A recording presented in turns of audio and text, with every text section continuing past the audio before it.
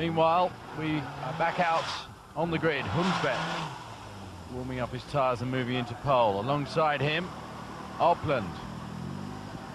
Lineman is third on the grid. And then we've got Pavel Kutny and Solberg making up the order.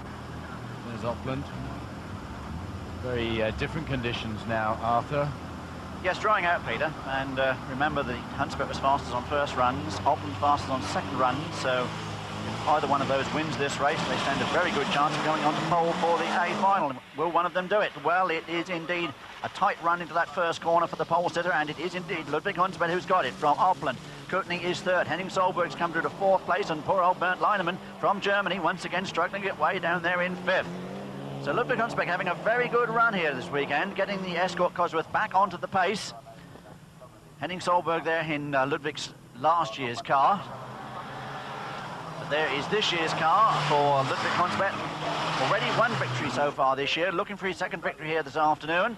And Opland trying his best to get the lead in this particular heat, but he can't do it there at the moment. Solberg still not too far away from the Czech Republican Pavel Kutny.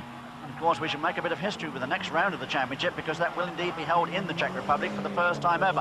And there is the man from the Czech Republic still holding third place ahead of Henning Solberg. Three Norwegians in this race, two of them up there leading it. First and second places, Ludvig Hunsbedt still from Eivind Opland.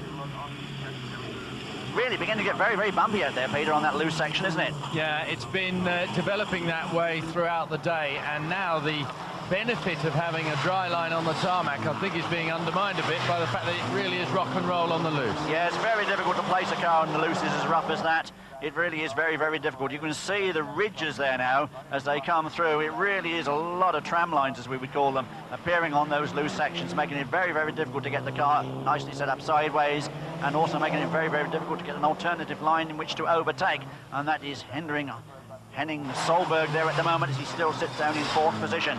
Young man who made a brilliant start in Norway, in the Norwegian, making a brilliant start in Austria, I should say, but really hasn't delivered the goods since then. But, ooh, look here, troubles for the leader. A tyre giving a lot of smoke there, and I think maybe that's a deflating tyre, and he's going to be lucky if that man can make it through to the flag. Surely Opland has seen that, I would think.